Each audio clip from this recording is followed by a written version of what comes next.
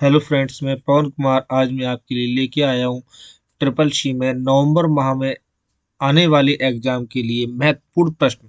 तो चलिए हम देखते हैं। पहला प्रश्न हमारा ये है कि रुपए कार्ड जारी कौन करता है। तो रुपए कार्ड हमारा जारी करता है मिनिस्ट्री ऑफ फाइनेंस, पहला विकल्प, NPCI, bank of India, RBI.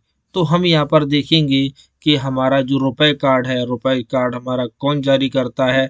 यहाँ पर आपका बी वाला विकल्प होगा एनपीसीआई। कौन जारी करता है? एनपीसीआई। अब यहाँ से हमारा प्रश्न आ जाता है कि एनपीसीआई की फुल फॉर्म क्या होती है। तो national payment corporation of India. क्या होती है? National payment corporation of India. इसी प्रकार से इसमें नेक्स्ट प्रश्न हमारा आ जाता है कि सर्वप्रथम रुपए कार्ड को कौन सी बैंक लाई। तो सर्वप्रथम रुपए कार्ड की बात करते हैं तो रुपए कार्ड को सबसे पहले एसबीआई ने लॉन्च किया। रुपए कार्ड को सबसे पहले किस बैंक ने लॉन्च किया? वो एसबीआई ने। तो चलिए हम लोग बढ़ते हैं नेक्स्ट प्रश्न की तरफ। तो नेक्स्ट प्रश्न हमारा क्या रहा है? लिब्रा ऑफिस कैल के लिए एक सही फॉर्मूला नहीं है। तो लिब्रा ऑफिस कैल के लिए हमारा, जैसे कि हम लोगों ने देखा होगा कि एक्सेल में या कैल्क में फॉर्मूला लगाते हैं इक्वल सम। तो सम ये भी हमारा ठीक है 2.6, ये भी हमारा सही है। ओके, शीलिंग भी हमारा ये सही है, एवरेज भी ठीक है। लेकिन हमारा इसमें कौन सा सही नहीं है? एवरेज। तो यहाँ पर एवीजी जो होता है, एवीजी हमारा क्या है? एंटीवायरस। एंटीवायरस एवीजी हमारा क्या है?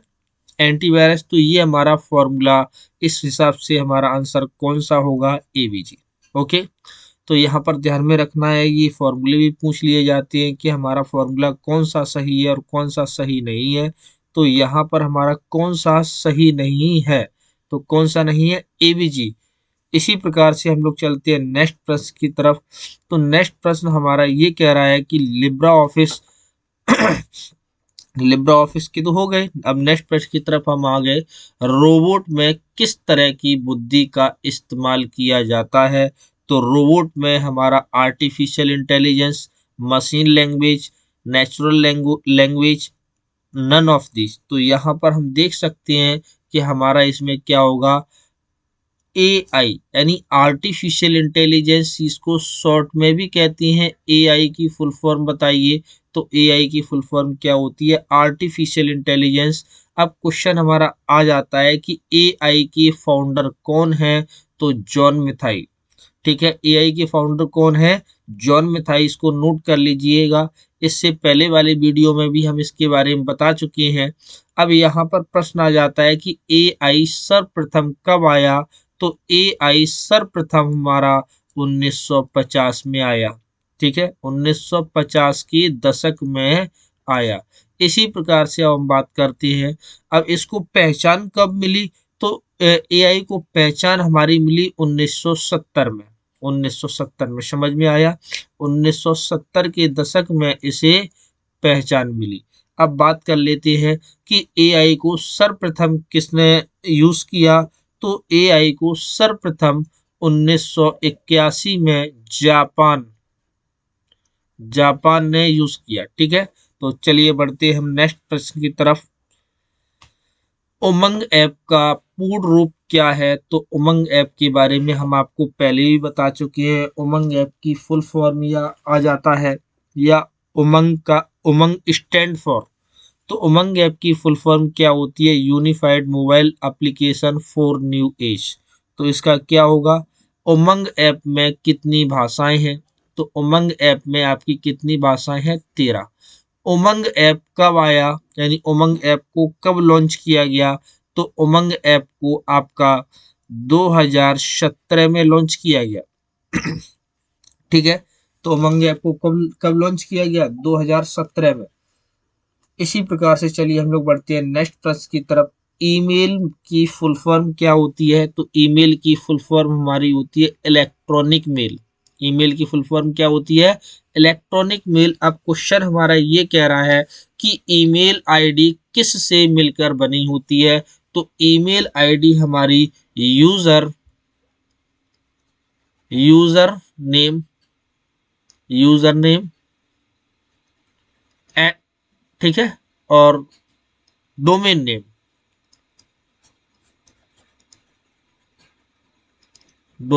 ठीक है। ये हमारी दो से मिलके बनी हुई होती है। तो हम यहाँ पर देखेंगे कि जिस प्रकार से हम यहाँ पर क्या करते हैं, ईमेल आईडी को पूरा एक लिख दे रहे हैं। हम अपनी वेबसाइट का नाम लिख दे रहे हैं, CRACK क्रैक एग्जाम CCC, ठीक है, @gmail.com। तो ये अपनी वेबसाइट है क्रैक एग्जाम CCC.com। पर जाकर आप यहाँ पर क्या कर सकते हैं, CCC की बहुत ही अच्छी तरीके से तैयारी कर सकते हैं। जो भी स्टूडेंट CCC की तैयारी कर रहे हैं, तो वहाँ पर मैंने CCC से रिलेटेड क्वेश्चन आंसर डाल रखे हैं। तो आप वहाँ से जाके क्वेश्चन को अच्छे से तैयार कर सकते हैं और वहां से आप अच्छी ग्रेड भी ला सकते हैं। तो ईमेल आईडी की बात कर रहे थे, तो ईमेल आईडी में जो हमारा पहला हिस्सा होता है, ये वाला जो ईमेल आईडी में ये वाला हमारा जो हिस्सा होता है, यहाँ से दो ईमेल आईडी के कितने भाग होते हैं, दो। ओके, कितने भाग होते हैं, दो। एक हमारा ये होता है और एक हमारा ये होता है। इसको कहते हैं यूजर नेम, यूजर नेम, और इस वाले को हम लोग कहते हैं डोमेन नेम, डोमेन नेम। अब क्वेश्चन आ जाता है कि ईमेल आईडी में जो यूजर नेम होता है, उसमें मैक्सिमम कितने कैरेक्टर लिख सकते हैं, तो मैक्सिमम कितने कैरेक्टर लिख सकते हैं, कितने, 64 कैरेक्टर लिख सकते हैं, ठीक है। यानी 64 अक्षर इसमें टाइप किए जा सकते हैं, कितने, 64 अक्षर। अब बात कर लेते हैं डोमेन नेम में मैक्सिमम कितने कैरेक्टर लिखे जा सकते हैं। तो डोमेन नेम में मैक्सिमम 255 कैरेक्टर तक लिखे जा सकते हैं, ठीक है। ध्यान में आया, इसको नोट कर लीजिएगा। अच्छे प्रश्न है ये, आपके CCC के एग्जाम में बहुत ज्यादा पूछे जाते हैं।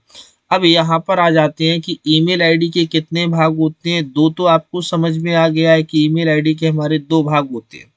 अब यहाँ पर हम बात कर लेते हैं, जैसे कि मान लेते हैं कि ये ईमेल आईडी के अंदर जो @ होता है, @ का काम क्या होता है, @ का काम हमारा ये होता है कि यूजर नेम और डोमेन नेम को अलग करता है। @ का काम क्या होता है, यूजर नेम और @ को अलग करता है। इसी प्रकार से क्वेश्चन आ जाता है कि @ को हम किससे व्यक्त करते हैं, तो @ को हम लोग AT से व्यक्त करते हैं। ये भी नोट कर लीजिएगा, ये भी आपका प्रश्न आपके CCC के एग्जाम में आ चुका है। ओके, चलिए तो हम लोग बढ़ते हैं नेक्स्ट प्रश्न की तरफ। इंस्टाग्राम पर क्या शेयर किया जा सकता है, तो इंस्टाग्राम पर हम जानते ही हैं फोटो भी अपलोड कर सकते हैं, वीडियो भी अपलोड कर सकते हैं। तो यहाँ पर आप देख सकते हैं इसका आंसर क्या होगा हमारा, both A and B।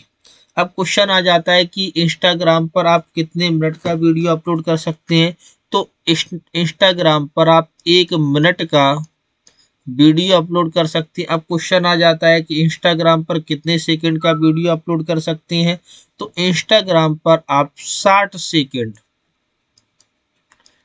Second का वीडियो अपलोड कर सकते हैं। तो भाई इनको नोट कर लीजिएगा, कभी कभी कंफ्यूजन पड़ जाता है, मिनट तो जानते हैं लेकिन सेकंड नहीं पता होता है। इसी प्रकार से हम लोग चलते हैं नेक्स्ट प्रश्न की तरफ। लाइव स्ट्रीमिंग किसके साथ कर सकते हैं, तो लाइव स्ट्रीमिंग हम लोग यूट्यूब के साथ भी कर लेते हैं, फेसबुक के भी साथ कर लेते हैं। यानी फेसबुक हो गया, यूट्यूब हो गया। लेकिन अमेज़न क्या है, हमारी ई-कॉमर्स है, जिसपे हम ऑनलाइन शॉपिंग और करते हैं, ठीक है। इसी प्रकार से यहाँ पर ध्यान में रखना है, इसका आंसर क्या होगा, D, यानी बोथ B और C।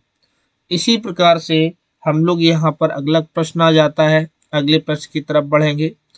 ट्विटर पर अपना अकाउंट बनाने के लिए पैन की आवश्यकता पड़ती है, तो ट्विटर पर अगर हम अपना अकाउंट बनाते हैं, तो ट्विटर पर अकाउंट बनाने के लिए हमें पैन कार्ड की आवश्यकता नहीं पड़ेगी। तो इसका आंसर क्या होगा, फॉल्स, ठीक है। तो ध्यान में रखिएगा, आपके एडमिट कार्ड 4 तारीख से आ जाएंगी और 11 तारीख से आपका एग्जाम स्टार्ट होने वाले हैं। तो आप लोग अच्छी तरीके से तैयारी करते रहिए, क्योंकि समय आपके पास अब कम बचा हुआ है।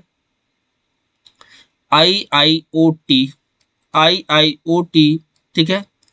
तो यहाँ पर हम लोग देखेंगे IIoT का पूर्ण रूप नाम क्या है। तो यहाँ पर हम देख सकते हैं IIoT का पूर्ण रूप नाम होता है हमारा यहाँ पर बी, ठीक है, क्या होगा, B, industrial internet of thing. Okay, तो इसी प्रकार से हम लोग बढ़ते हैं नेक्स्ट प्रश्न की तरफ। लिब्रा ऑफिस में टेबल में नया रो और कॉलम नहीं जोड़ सकते हैं। भाई जब भी हम प्रश्न को पढ़ें तो पूर्ण रूप से पढ़ें, अच्छी तरीके से पढ़ें। तो यहाँ पर आप देख सकते हैं कि नहीं जोड़ सकते हैं। हम लोग जल्दी में क्या करते हैं, इस चीज को नहीं पढ़ते हैं और यहाँ पर देख लेते हैं कि ये बोल रहा है कि लिब्रा ऑफिस राइटर में रो और कॉलम को जोड़ सकते हैं। अगर रो और कॉलम को जोड़ सकते हैं तो ये हमारा क्या हो जाएगा, ट्रू। लेकिन जब हम इस क्वेश्चन को सही से पढ़ेंगे, उसने बीच में लिख दिया है कि नहीं जोड़ सकते हैं, तो भैया जोड़ सकते हैं, क्या होगा, फॉल्स। ओके, तो चलिए हम लोग यहाँ पर बढ़ते हैं। बैंक अकाउंट में केवल 2 महीने का ही स्टेटमेंट निकाला जा सकता है, नहीं। तो यहाँ पर हम देख सकते हैं, अगर SBI की बात करते हैं, state bank of India, state bank of India के माध्यम से आप नेट बैंकिंग के थ्रू यहाँ पर मैक्सिमम 3 साल तक का स्टेटमेंट निकाल सकते हैं। कितने साल तक का, 3 साल तक का आप स्टेटमेंट निकाल सकते हैं। अगर आपको इससे ज़्यादा की भी ज़रूरत पड़ती है तो आपको बैंक ब्रांच में जाना पड़ेगा, और बैंक ब्रांच में जाने के लिए आप वहाँ से अप्लाई करेंगे तो आप उससे भी ज़्यादा ज़्यादा का निकाल सकते हैं। ओके, यहाँ से आप जैसे कि अगर आपके पास नेट बैंकिंग वगैरह है तो आप मैक्सिमम 3 साल तक का स्टेटमेंट निकाल सकती हैं। फिर सभी बैंकों की जो नियम होते हैं उसमें कहीं कम कहीं ज़्यादा होता है। स्टेट बैंक की बात करते हैं तो आप 3 साल तक का स्टेटमेंट निकाल सकते हैं। इसी प्रकार से हम लोग चलते हैं नेक्स्ट प्रश्न की तरफ।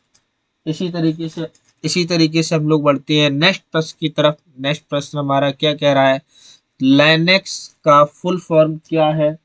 तो लाइनेक्स का हमारा फुल फॉर्म है, यहाँ पर हम लोग देखेंगे ये, तो हमारा क्या होगा, Lenovo not intercollect not using XP, ठीक है। तो इसका हमारा क्या हो जाएगा, ए आंसर हो जाएगा। तो इसको थोड़ा सा आपको ध्यान में रखना है। अब यहाँ पर प्रश्न हमारा आ जाता है कि लाइनेक्स के फाउंडर कौन है। तो लाइनेक्स के हमारे फाउंडर हैं लिनक्स टोरवाल्ड्स। लाइनेक्स के हमारे फाउंडर कौन है, लिनक्स टोरवाल्ड्स। और लाइनेक्स लाइनेक्स लाइनेक्स कितने बिट का है, तो 32 बिट का है, ठीक है। किस प्रकार का प्रोग्राम है, ओपन सोर्स। तो अब हम यहाँ पर जान लेते हैं कि ओपन सोर्स प्रोग्राम हमारे कौन से होते हैं। ओपन सोर्स प्रोग्राम हमारे, जैसे कि हमें जो सॉफ्टवेयर फ्री में मिलते हैं उनको हम ओपन सोर्स सॉफ्टवेयर कहलाती है। जैसे कि जो हम लिब्रा यूज कर रहे हैं, तो लिब्रा हमारा किस प्रकार का सॉफ्टवेयर है, ओपन सोर्स।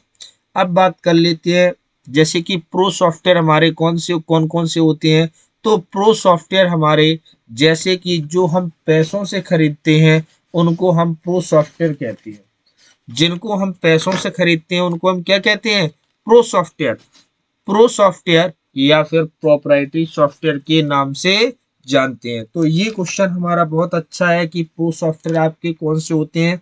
जैसे कि अगर हम बात कर लेते हैं MS ऑफिस, तो MS ऑफिस जो हमारा है प्रो सॉफ्टवेयर है।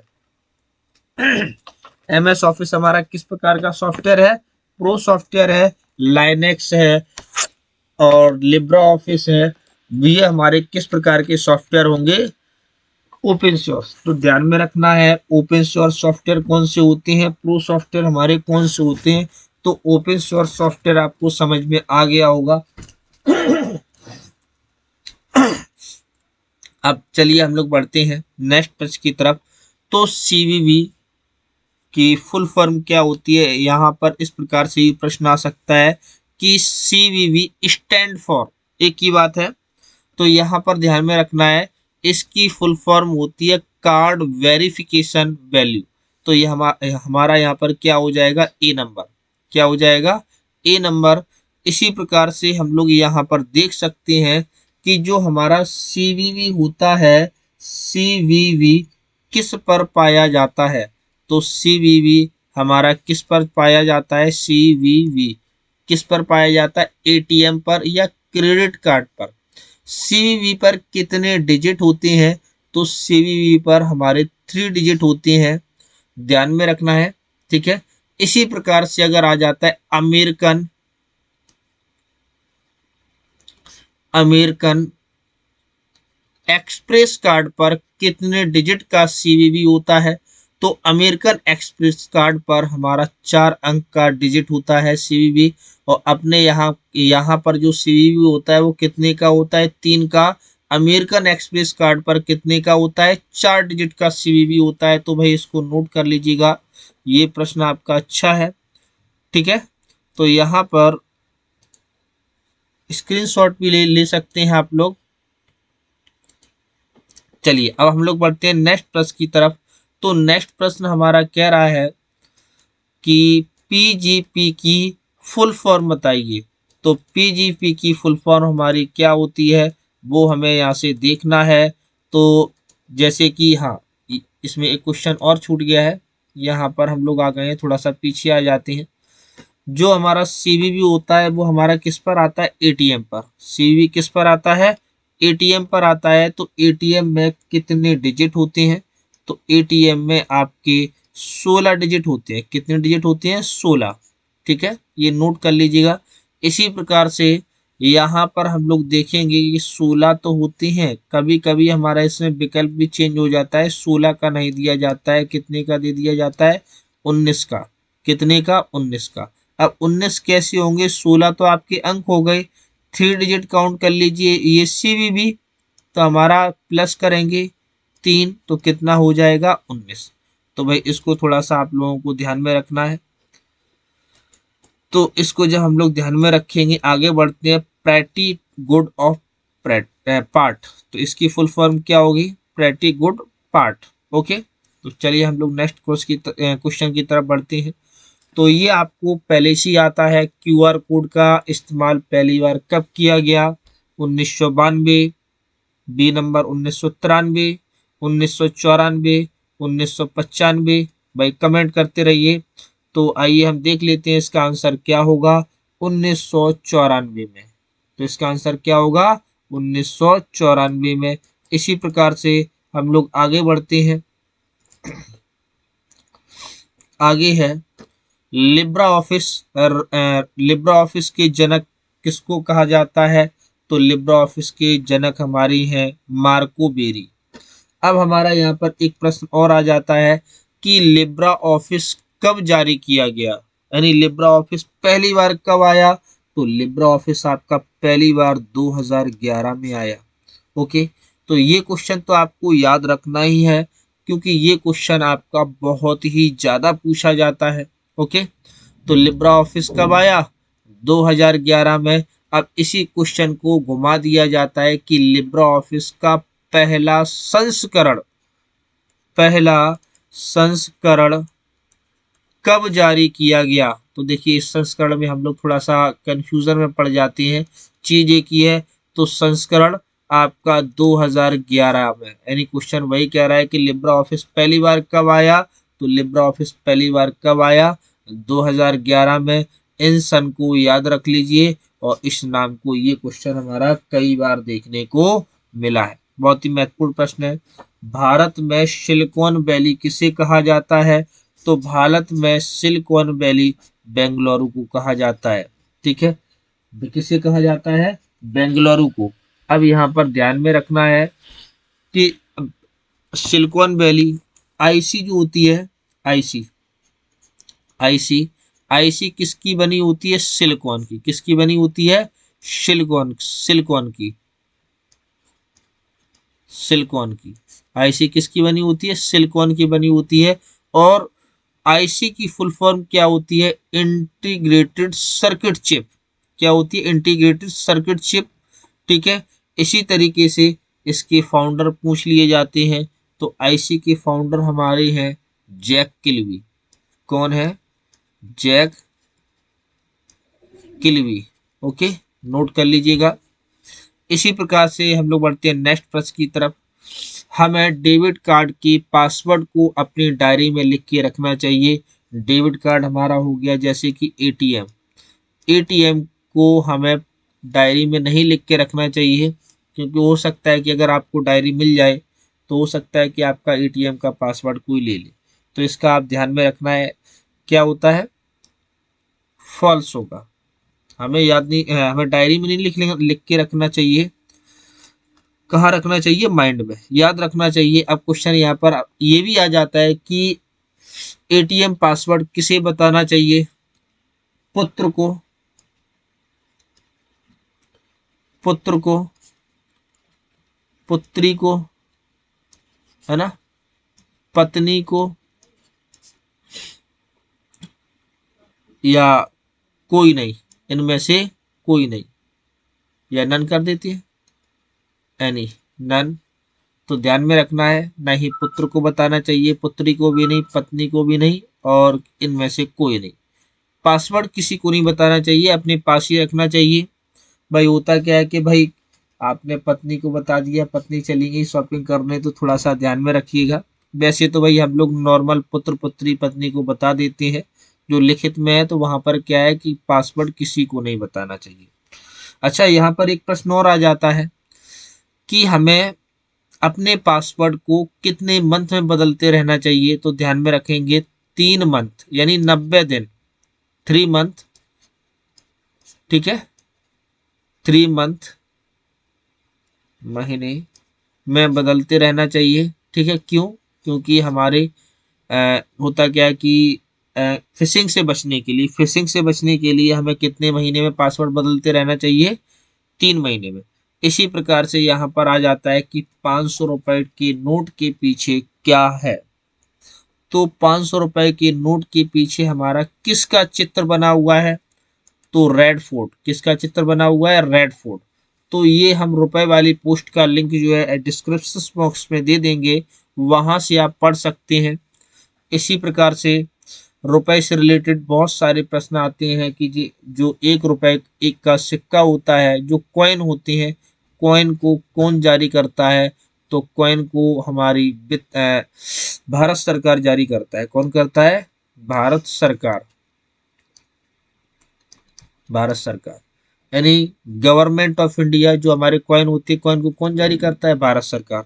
अब 1 रुपए का जो नोट होता है, नोट कागज की बात कर रहे हैं, 1 रुपए के नोट पर किसके हस्ताक्षर होते हैं?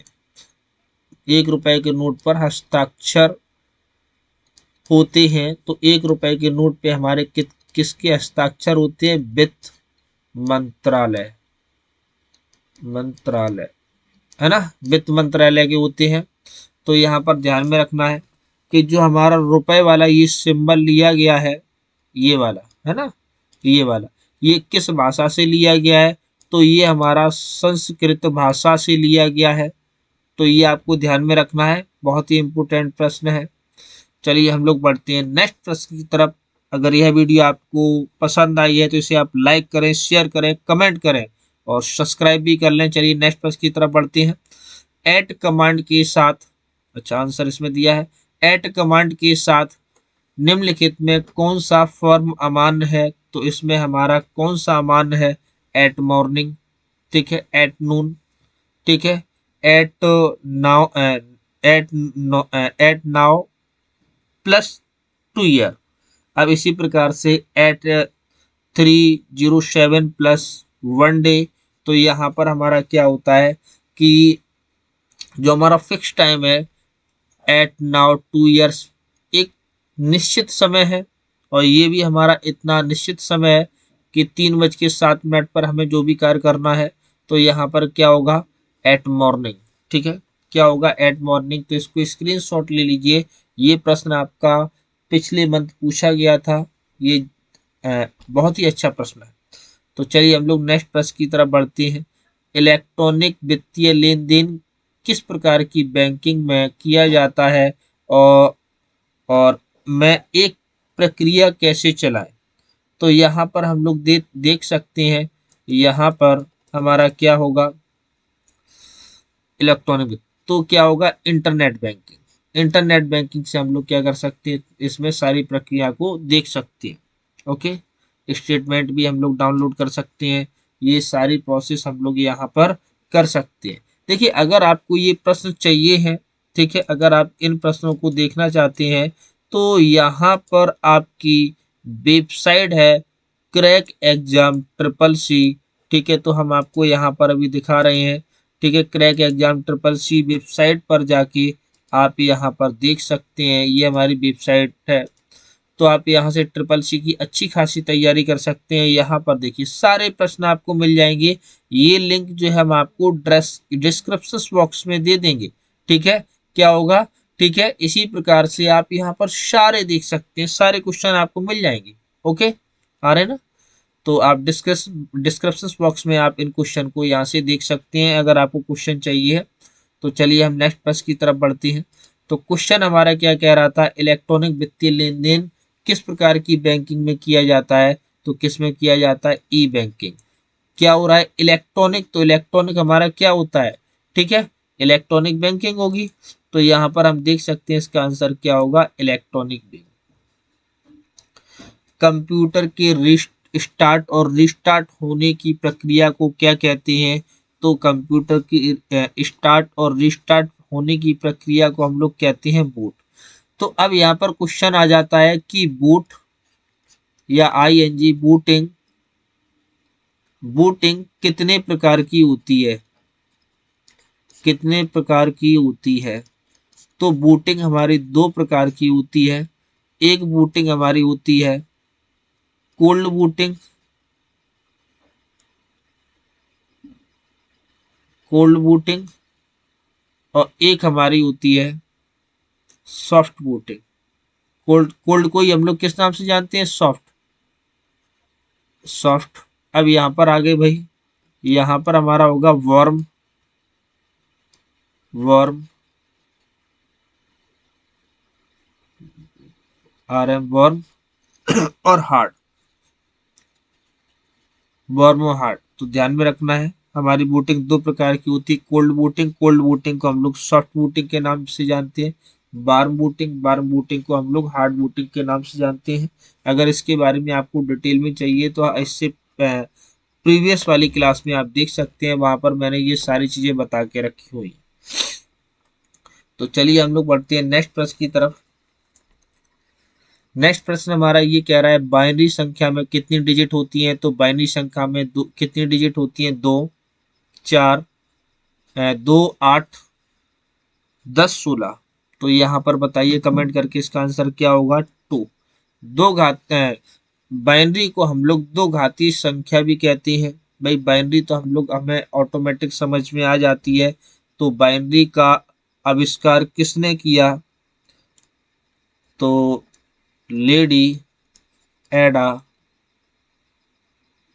एंगस्टा,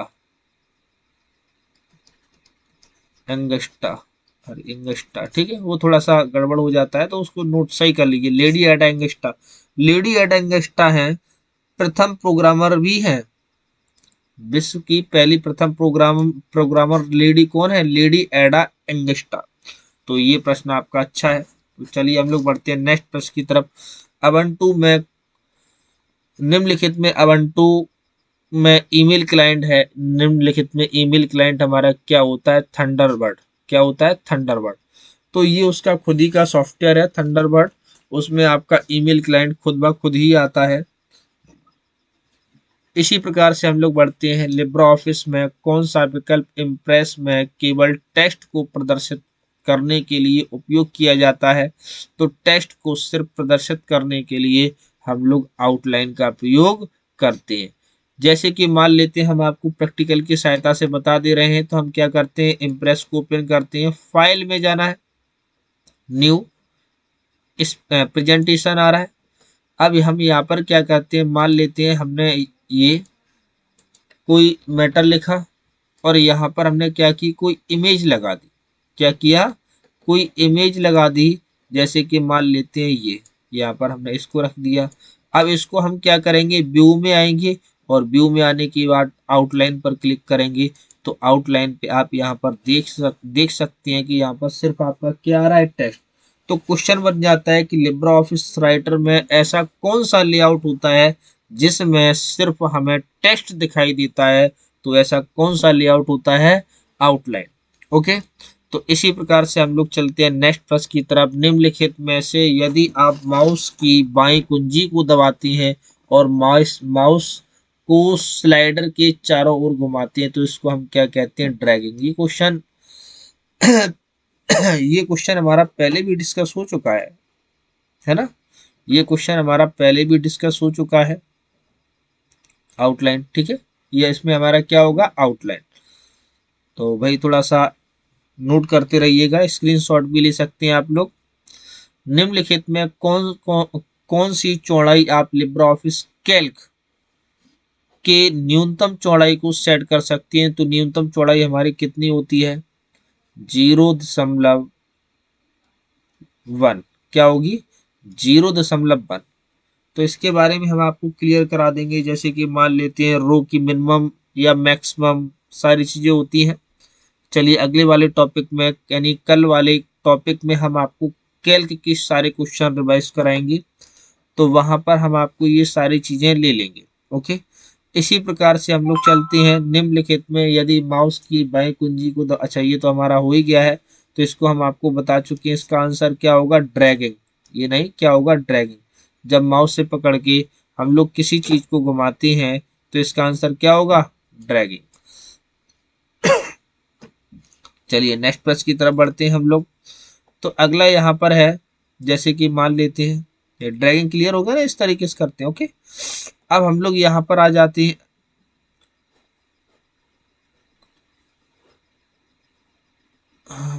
ये हमारा आ रहा है, हाँ क्वेश्चन कौन सा चल रहा था, 18। हाँ ये हो गया। उद्यमी कोर्स या coursera किसे कहते हैं। तो उद्यमी हमारा ई लर्निंग प्लेटफॉर्म को कहा जाता है। किसे, ई लर्निंग प्लेटफॉर्म। अब यहाँ पर हम लोग आ जाते हैं लिब्रा ऑफिस इम्प्रेस में प्रेजेंटेशन में स्लाइड पर रियर्स टाइमिंग करने के लिए किसका प्रयोग करते हैं। तो यहाँ पर हमारा आ जाएगा रियर्स टाइमिंग। ओके, ये हमारा इम्प्रेस का क्वेश्चन है। इनमें से किसका उपयोग करके इंटरनेट एक्सेस नहीं किया जा सकता है। तो किसका उपयोग करके हम लोग इंटरनेट को एक्सेस नहीं कर सकते हैं। ब्लूटूथ से भी एक्सेस कर सकते हैं, वाईफाई से भी कर सकते हैं, थ्रेडिंग से भी कर सकते हैं। तो किससे नहीं होगा, हब से नहीं होगा। किससे, हब से। तो आज के लिए इतना ही, मिलते हैं कल 7 बजे। ठीक है, और अगर आप लोग MS वर्ड पढ़ना चाहते हैं तो MS वर्ड के लिए हम आपकी क्लासेस स्टार्ट करने वाले हैं। तो अगर आप MS वर्ड पढ़ना चाहते हैं तो कमेंट में जाके आप लोग हमें बताइए, तो MS वर्ड की क्लासेस हम आपकी जल्द से जल्द स्टार्ट कर सकेंगे। ठीक है, अगर आपको यह वीडियो अच्छा लगा हो तो इसे आप लाइक करें, शेयर करें, कमेंट करें, सब्सक्राइब भी कर लें। Thank you.